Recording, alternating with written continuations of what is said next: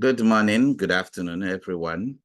You're welcome once again to our weekly critical care lecture series for the Global Critical Care Fellows series, a collaboration between Ethiopia, Ghana, and University of Johns Hopkins critical care fellowship programs in support of our fledgling critical care fellowship programs in our countries. This week, we have a presentation on non-invasive neuromonitoring. And to deliver this presentation and help us answer questions is going to be Dr. Tachira Tavarez.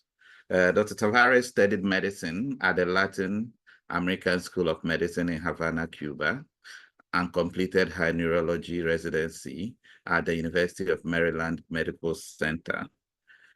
Following residency, Dr. Tavarez pursued fellowship in neurocritical care in the Rush University School of Medicine and received a scholarship from the American Academy of Neurology to complete a master's degree in clinical research. She has pursued T32 research fellowship at Johns Hopkins University School of Medicine, focusing on inflammatory response in murine intracerebral hemorrhage. Currently, she serves as a clinical instructor at the Johns Hopkins University School of Medicine, where they contribute to both clinical practice and research endeavors. Her interests include nutrition, inflammation acute after acute brain injury, and point-of-care ultrasonography. We are very, very delighted to have Dr. Tavarez with us today. Just before I hand over to her, just once again, just to emphasize on the house rules. So Dr. Tavarez will have about 45 minutes to make her presentation. During the period, if you have any questions, kindly put it in the chat.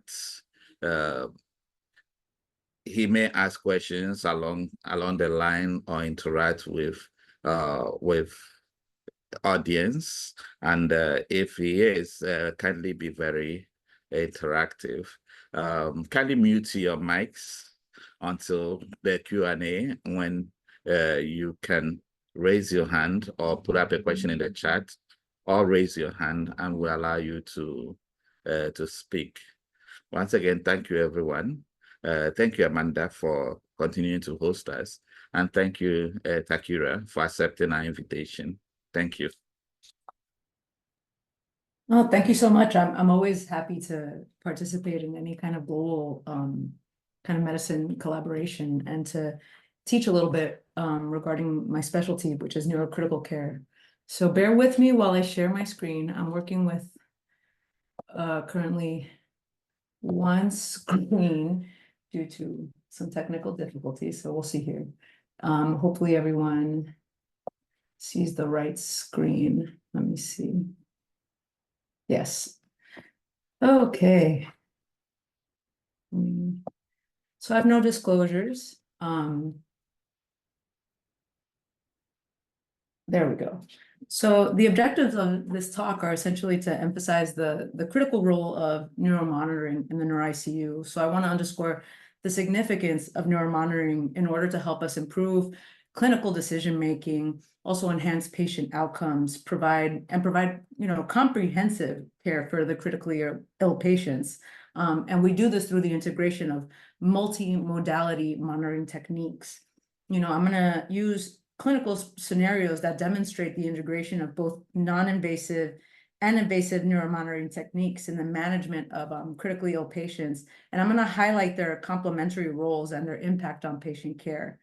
And lastly, I'm going to discuss any available data on these non-invasive techniques, essentially evaluating their efficacy, their applications, and limitations when we use these modalities to manage patients in our unit. So early detection and management of complications in patients in the neuro-ICU is crucial.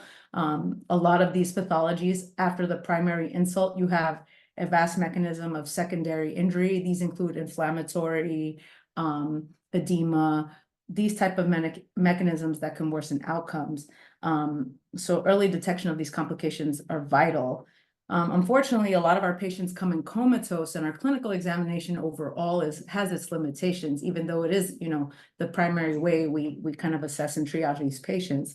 So these neuromonitoring techniques here enable us to kind of complement our exam and monitor the integrity and the function of the nervous system.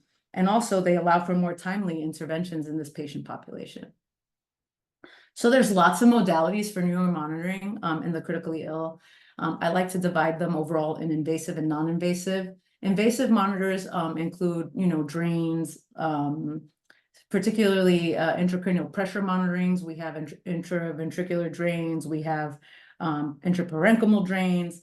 And within the intraparenchymal drains, we have those that can measure brain tissue oxygenation, and also another thing called cerebral microdialysis.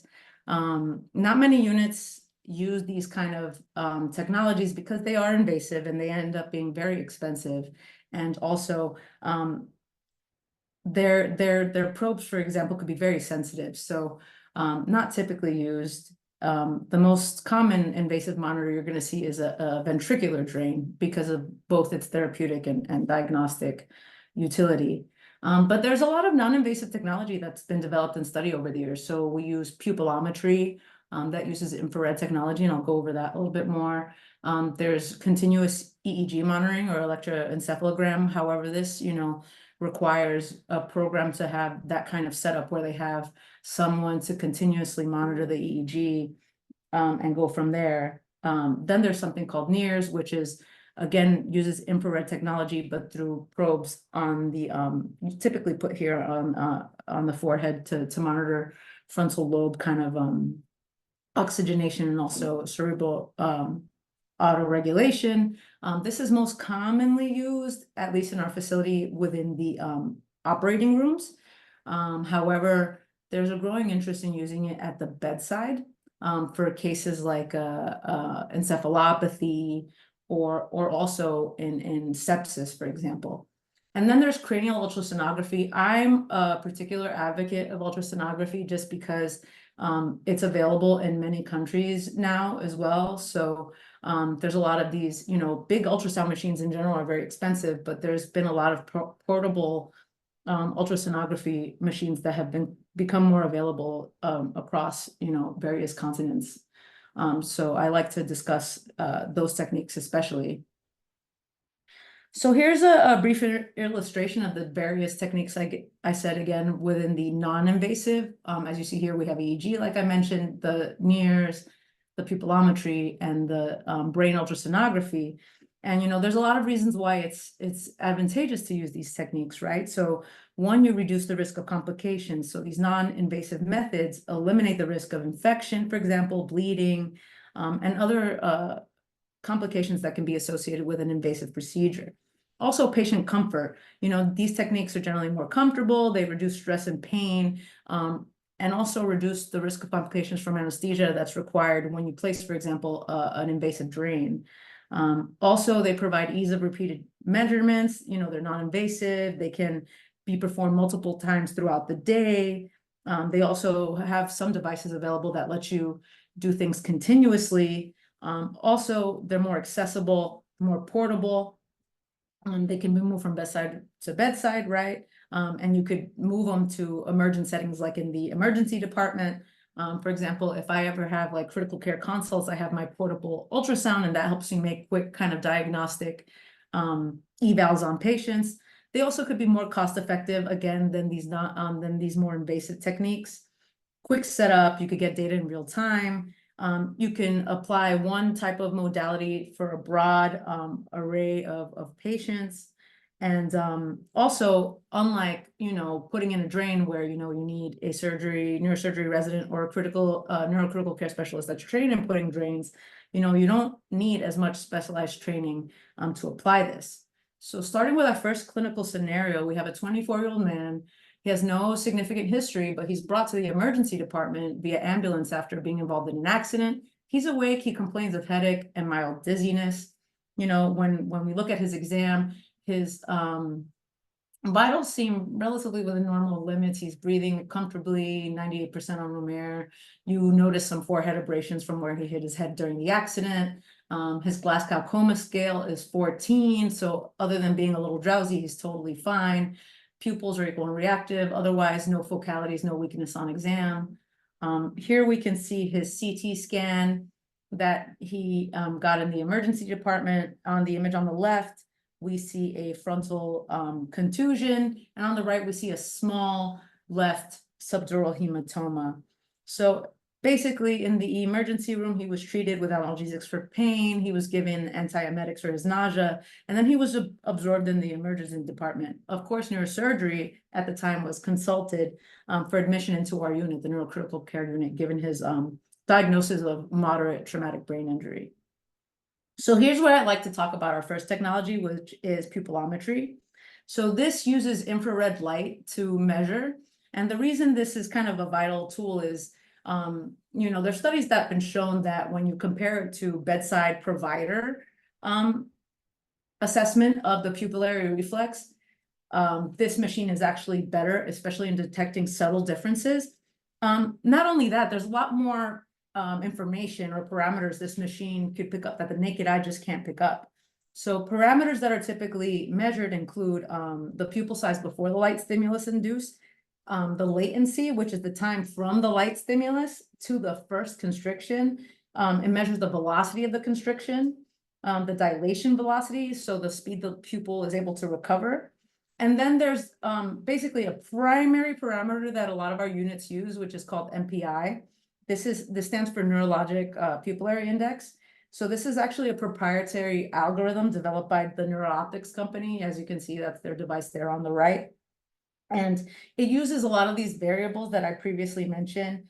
And essentially, you're looking for a value of 3 and above to be normal, and 3 and below abnormal. This is just based on normative data looking at populations with this device. So something to keep in mind, an NPI or neurologic pupil index above 3 is normal, below 3 is abnormal. So what's the data behind this? So there was a big group, international, basically, including most centers from Europe and North America. Here you can see if I put up my laser here, this Jose Suarez is actually the director of our unit here at Johns Hopkins, but these are big names coming from Italy that do a lot of neuromonitoring research. So Dr. Otto and Tacconi, they're pretty big in the field.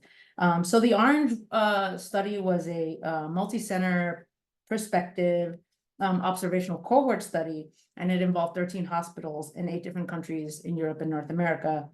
And essentially, it looked at MPI, which is the Neurologic Pupillary Index, and its relationship with the extended Glasgow Outcome Scale, which is the GOSE.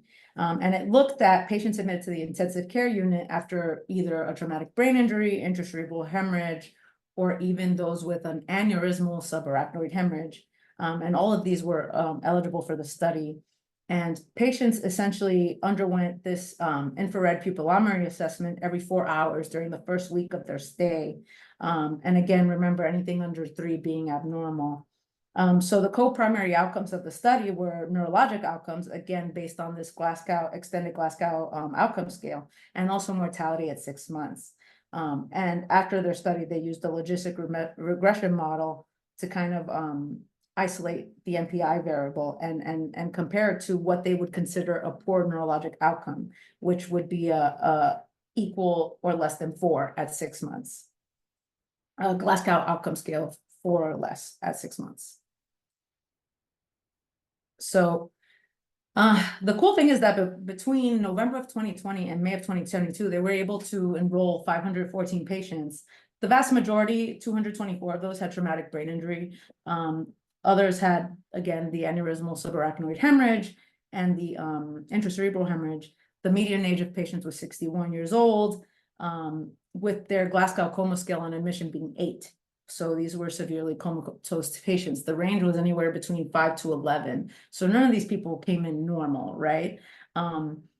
They were able to collect 40,071 pupillometry data points, which is a very large kind of a collection there. And what they noticed first is that over time, the differences of the MPIs between the right and left eyes of these patients were not significantly different, just to make sure. And here we see the overall distribution. So on the left, we see the overall distribution of all the MPI vitals they had. So it shows that it has two peaks. It has a peak here at 0, and then it has a peak here at around 4.7, the median being 4.3. And then when you look at the distribution of the lowest MPIs they got overall, you see they're similar, right? 0 and around 4.7 as around 4.2, sorry. So at least one MPI equal to 0 was recorded in 132 patients, which is 26% of the patients, most frequently in those with intracerebral hemorrhage. So again, I want to emphasize that 3 and above is normal. So a lot of them had normal, for the most part, MPI readings during the first 7 days of their stay. So here's where we get a little bit more nitty-gritty into their outcomes, right? So we see their distribution of the lowest MPI measurements, as you see here, labeled, plotted against their basically their frequencies, and here we see their outcomes, right? So remember, this is a poor outcome. This is essentially death, the red, the Glasgow extended of 1. This is poor outcome, this is good. One thing I want you to notice is the relative frequency of how many of them had an MPI of 0. Obviously, some of the things they picked up on is that the median MPI overall is lower in patients with poor outcome compared to those with good outcome. So the MPI here was lower than here. 39% of the patients with poor neurological outcome had at least an MPI equal to 0. So this is 39% of the total, whereas only 8% of the total of those with good outcome had an MPI of 0. So these were significant incomes. So the proportion or the percentage of those is 0 were less in those patients that had better outcomes. They also noted that an abnormal MPI, which is less than 3, was measured at least once in 62% of the patients with poor outcome, as opposed to 29% of those with good outcome. These are the non-survivors. What's important to see here is that around 50% of the non-survivors had at least one MPI that was equal to 0, and 50% of them had an at least 15%, sorry, of the survivors had at least one that was equal to 0. So again, a greater proportion of 0, 1 if your outcome was poor at 6 months, and the other one if you had mortality as well. So again, here I want to emphasize again, 39% of patients with poor outcomes had an MPI of 0, and 62% of patients with poor outcome had an abnormal MPI, so an MPI of 3, which, you know, it's a pretty significant percentage. In terms of their regression models, there was an analysis of the relationship of MPI with outcomes, and this was a multivariable adjusted model that they used, and they noticed that there was a 10% increase in the frequency of an abnormal MPI, meaning an MPI less than 0, was associated with poor outcomes, and that's here. So the odds ratio ends up being 1.42. So that means if you increase the frequency of having an abnormal MPI, you were more likely to have a poor outcome. And then in their second model, essentially MPIs the analysis of MPI mortality, the complete results showed that after adjusting for covariance, abnormal MPI was associated with an increased risk of mortality. So these are mortality, and you see here that the hazard ratio is 5.58. So that's a 5 times increase when you have abnormal MPIs when adjusting for other variables in the model. So, you know, other important results that those with abnormal MPIs or MPIs less than 3, they were strongly associated with increased mortality and poor outcome in patients with injury. And what they noticed too is that if you had repeated measurements, including 2 consecutive values that were abnormal or 0, or if you had quickly deteriorated to 0, you were also associated with increased mortality risk. So what are some limitations? Because obviously all these modalities have limitations. it's useful in various clinical settings, but for example, sensitivity to external factors. So if you think about it, pupil size and reactivity could be influenced by external factors like the ambient light available in the room, any medications the patient might take, for example, opiates. We use a lot here, opiates for either sedation or pain, and obviously they can affect the pupils, any kind of paralytics, right? Patient's emotional state, if the patient's still awake and agitated. Also changes of lighting conditions in the room, the ambient lighting could affect the measurements and the accuracy. That's why when we advise the nursing staff when they're taking measurements, we basically ask them to use the same conditions in the room each time they're coming in, instead of one measurement being done when the room is bright and the other measurement being done when the room is dark. Medication influence, like I mentioned before, opiates, sedatives, any anticholinergics could affect pupil size, hence the data. And then there's obvious technical limitations, right? So if the machine's not properly calibrated, if the device malfunctions, if the person using it doesn't really know how to operate the machine that well. And then there's things like that are patient specific, right? Obviously, if your patient has really bad cataracts or any eye disease that could affect the pupillary reflex, this is going to be a limited modality. Okay, so to continue on with this clinical progression, if you remember, his GCS before was 14. So 8 hours later, the very diligent neurocritical care nurse calls over the resident because this patient seems a little bit more somnolent. And on exam, as you can see, his GCS is decreased. His vitals are about stable. His pupils are reactive, but with pupillometry, we noticed that the right pupil was sluggish with an MPI of 3. Remember, above 3, you'll have our normal responses that we look for. So, obviously, initial management, he asked for an ICP monitor. We put in an EVD. He uses hypertonic saline to kind of control the intracranial pressure, but going into another modality that you can use, and that's more commonly being used, is optic nerve sheath diameter. So this is a technique that could easily be done at the bedside too. You would need a linear probe, however, so a high frequency probe, just because of the depth of the tissue. So what you're essentially doing is you're getting an ultrasound of the eye to look at the optic nerve. And what you do is you place a marker at the level of the retina, and then you measure 3 millimeters back. Then you have a perpendicular line there to measure the optic nerve sheath diameter. And you do this at multiple planes of view so that you can verify your results. I always recommend to do kind of a sagittal and like kind of transverse view so that you can have multiple data points and go from there to verify. Whenever using ultrasonography, I always recommend using multiple views so that you aren't, no bias is presented by using just one singular view.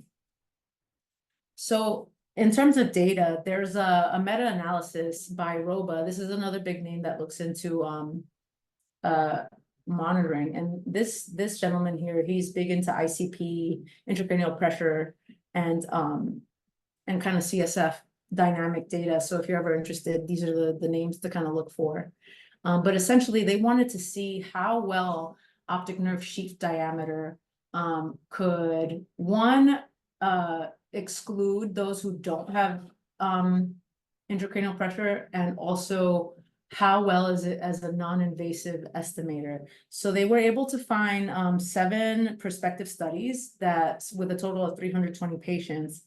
And essentially they were evaluated for intracranial hypertension detection, ICP of 20 above, or was their cutoff. And as you can see, these are the studies, and on the left we look at the sensitivities, and on the right we look at the specificities. And overall, the pooled diagnostic odds ratio was, it's an indicator of the whole diagnostic performance was 68. Positive likelihood ratio was 5, and negative was 0.087. And the area under the curve for receiver operating characteristics was 0.93. So what did this all mean? Basically, this all means that it has good diagnostic accuracy in measuring ICP. So it shows that it's pretty good has really good reliability. So as you can see here, it's pretty sensitive. The specificity has a huge range. So I wouldn't, use it by itself, but I think with this kind of sensitivity combined with other modalities, it's definitely something that you can use. So basically, using ultrasound for the optic nerve sheath diameter is a useful non-invasive technique. Especially in cases where, invasive monitoring is not available or it's not desirable, like in, for example, coagulopathic patients, right? Again, just like every technique, has a lot of its limitations. So you're going to have operator dependency. These measurements could be operator dependent. People aren't well trained, but it's actually very simple to train people in this. And remember, as I recommended, do multiple planes to kind of corroborate your findings.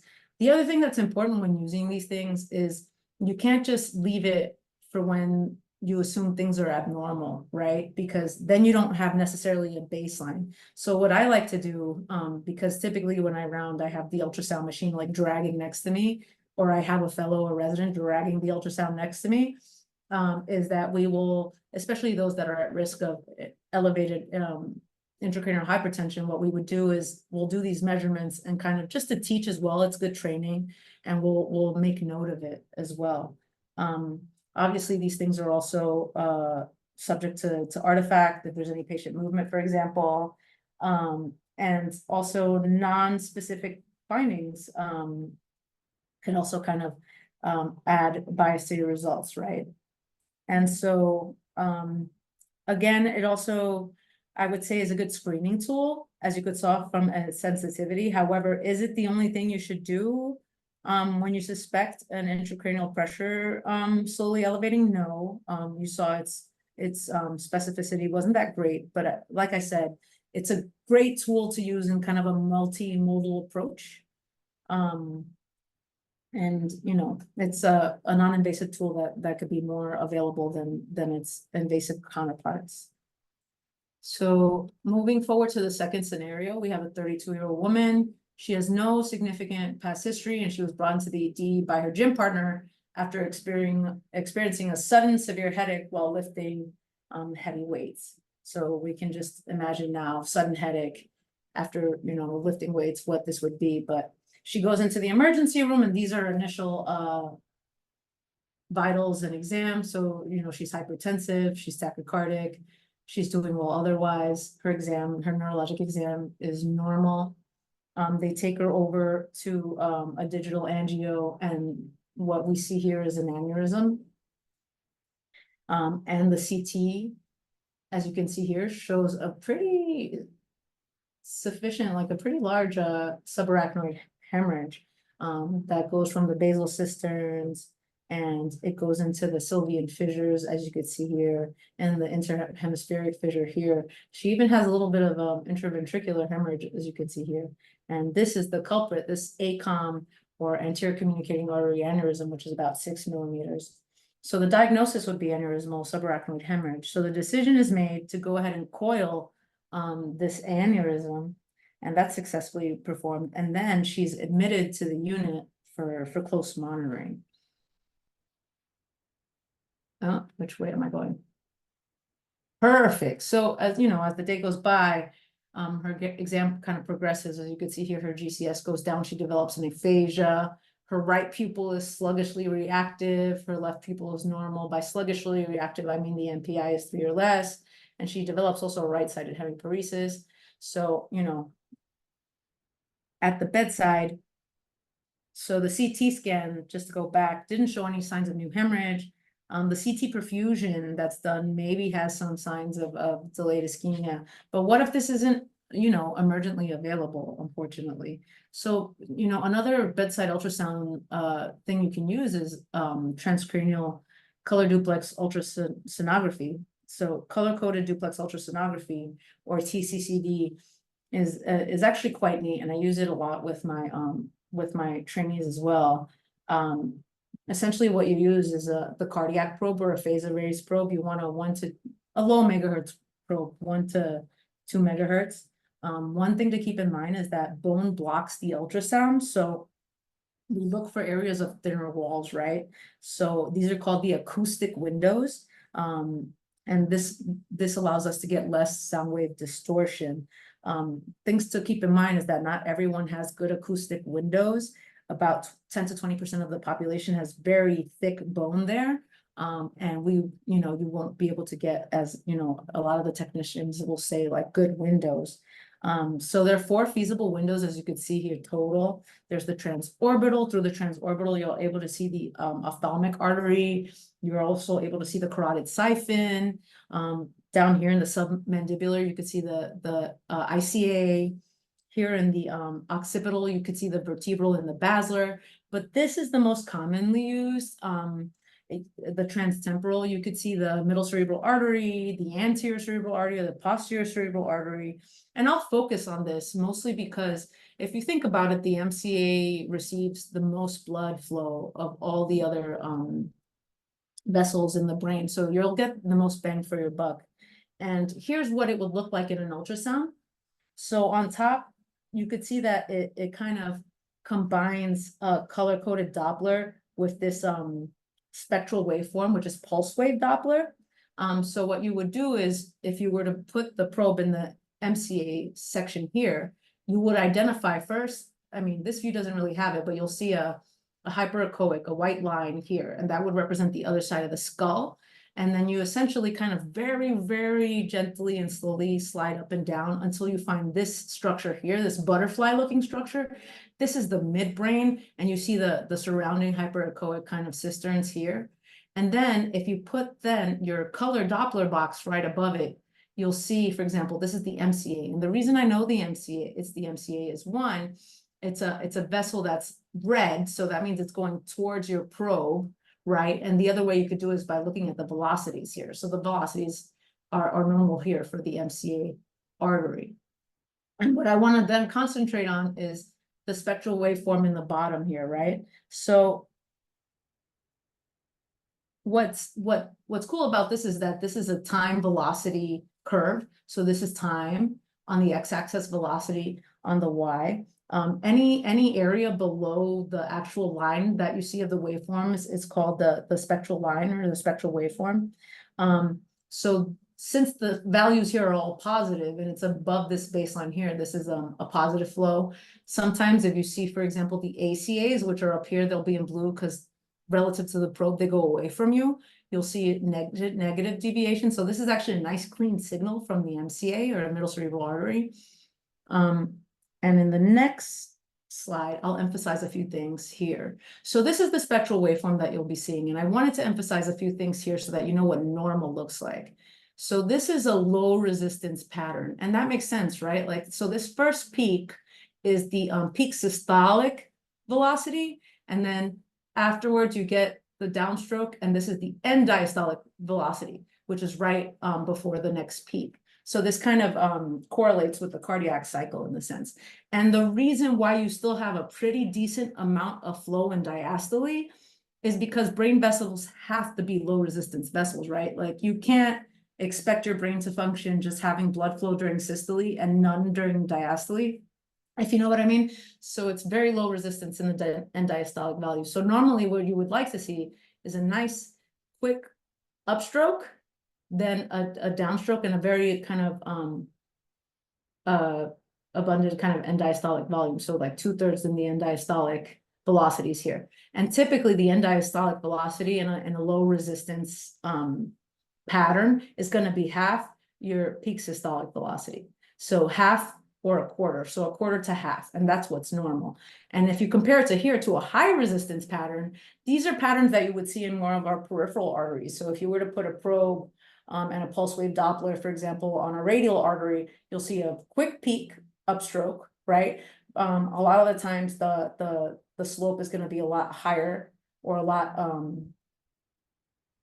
higher than what you would see in a low resistance pattern. And as you can see here, the end diastolic has dropped significantly. So it would be less than a quarter or less than a quarter than the normal end diastolic value. And that's just a quick qualitative way to look at it at bedside. So you could quickly put a probe, try to find the window, do the color Doppler, put your gate on the vessel, right, to get the pulse waveform, and then you can get this kind of pattern.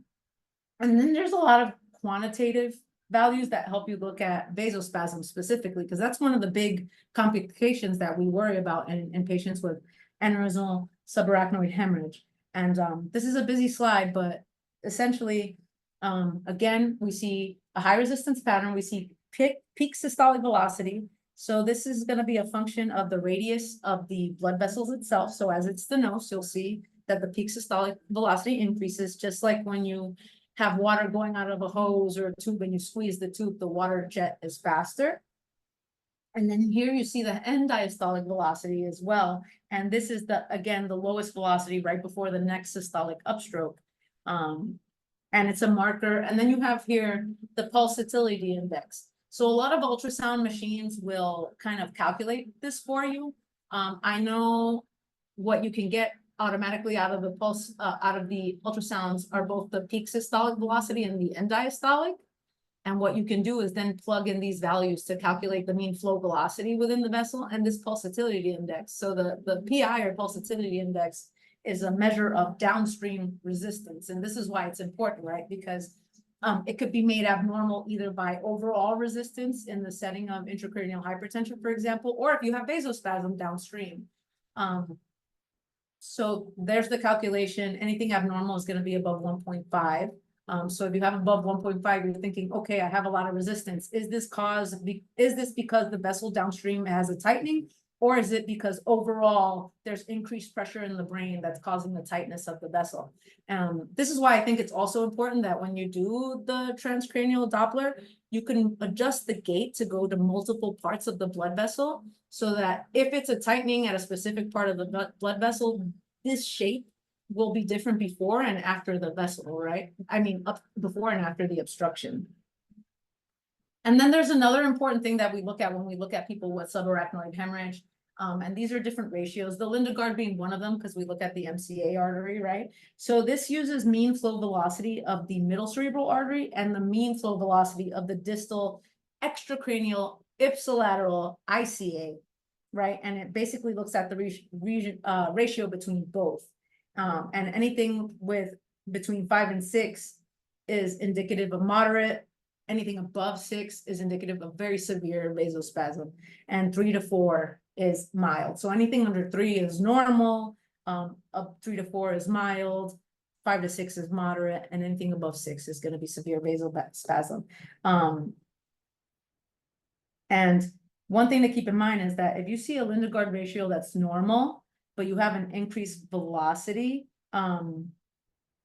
it's more indicative of another etiology, and that's not vasospasm, right? It's like, why is my velocity fast, but my Lindegard ratio is absolutely normal? Like the ratio of the velocity of the intracranial vessel compared to the extracranial vessel. That doesn't make any sense, right? So you have to start thinking about other things. And then there's obviously other ratios that I won't go into in depth, looking at different parts of vessels. So Lindegard is specific to the middle cerebral artery. You have the Sloan, which looks at the ACA, right? And then you have the Sveri, which looks at the posterior circulation. So it looks at the basilar. And again, you know, pulsatility index, it's a measure of resistance, and it describes basically the difference between systolic and diastolic velocity due to the pulsatile nature of the heart. The highest velocities are during systole, as we know, and the lowest during diastole. And obviously we could see if there's something that affects those velocities. It's indicative of a distal cerebral resistance or something that's increasing resistance overall. So these are more quantitative measures to keep in mind. But again, at the bedside, the fastest thing to look at is this waveform pattern to see what it looks like. Again, you know, lots of limitations. I would say this more so than the other modalities that we talked about before, just because it involves a little bit more training, a little bit more practice. Not everyone has the windows, like I mentioned before. It's highly operator dependent. So you need a lot of skill and experience to kind of obtain the good image. But that's why I encourage practice at the bedside with obvious feedback to help people improve. Then there's the limitations about the acoustic windows. Remember, 10 to 20% of the population aren't even going to have good acoustic windows to begin with. Also, you know, these things have limited penetration depth. There are occasions where you can see, most of the circle of Willis. But it could be challenging, for example, if the patient has significant edema or anything else that could alter brain anatomy, like if they have significant edema with shift. These are all things to think about. So in conclusion about that, it's a valuable tool in terms of detecting and monitoring vasospasm, but it has its limitations, right? And that's, as long as you keep in mind the limitations, you know what to do with the data that you receive. So the next scenario is a 50-year-old man. He has a history of liver cirrhosis due to Hep C, and he presents to the emergency room with jaundice, abdominal pain. He's confused for the last 2 days. The family brought him in because they were concerned that he was getting sleepier and more confused. So this is the exam. His vitals seem to be okay for now. His oxygen saturation is 95, but you see, stigmata of liver disease, especially cirrhosis. And you see that his GCS isn't ideal. It's only 12. He's somnolent, follows commands, otherwise no focal deficits. He has asterixis, which is that negative myoclonus that you see, or that tremor that you see with people with liver disease or severe renal disease as well.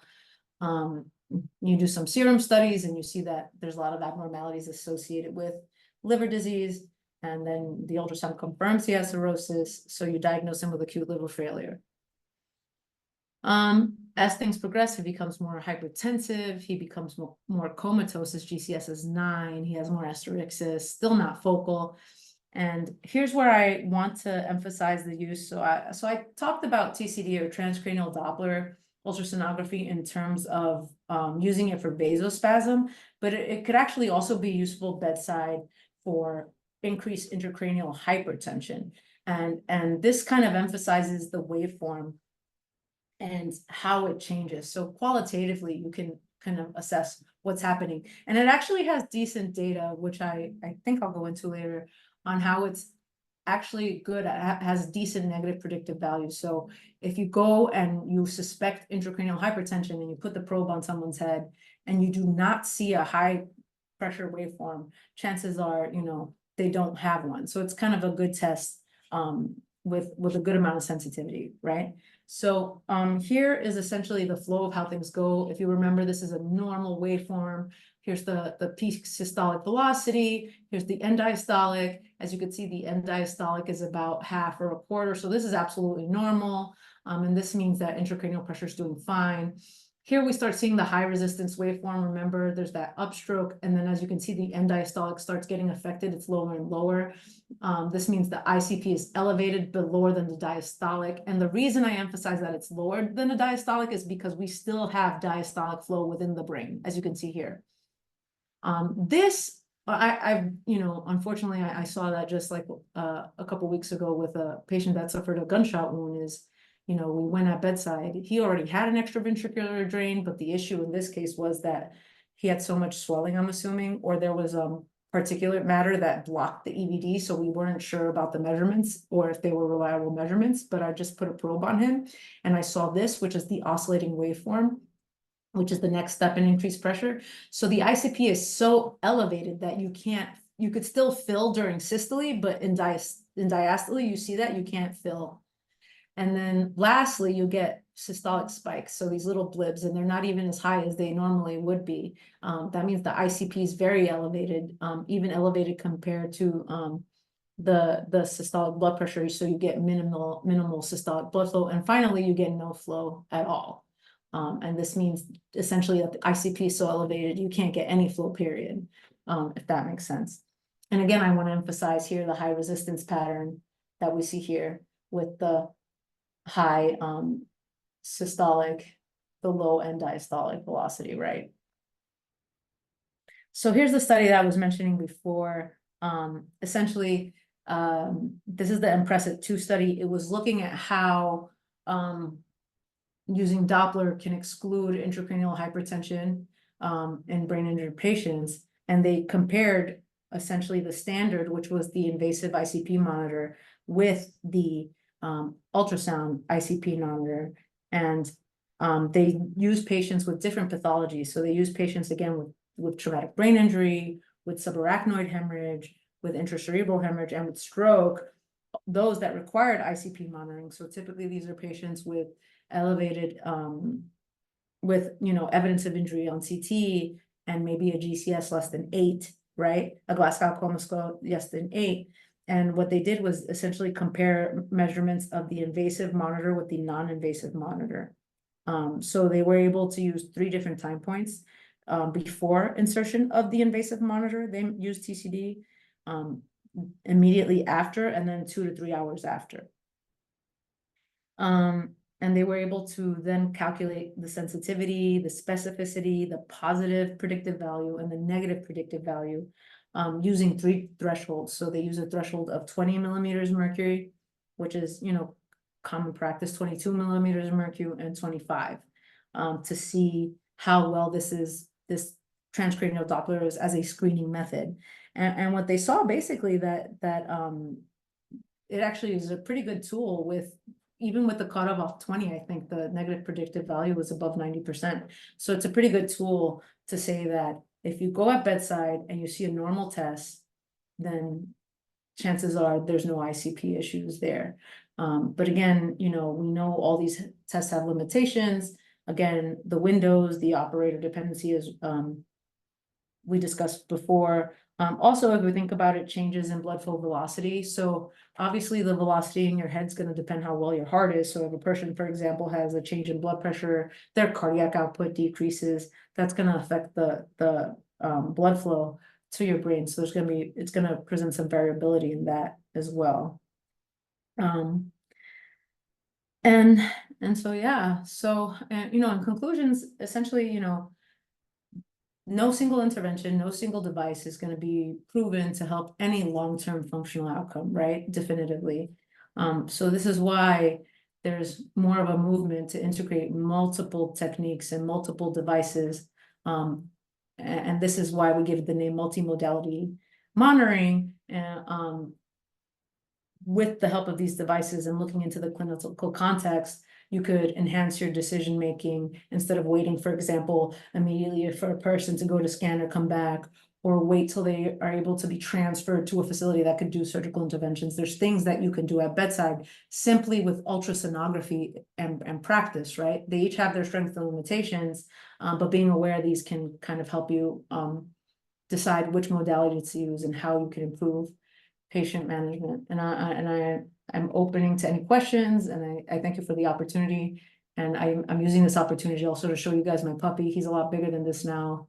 But yeah, let me know if there's any questions.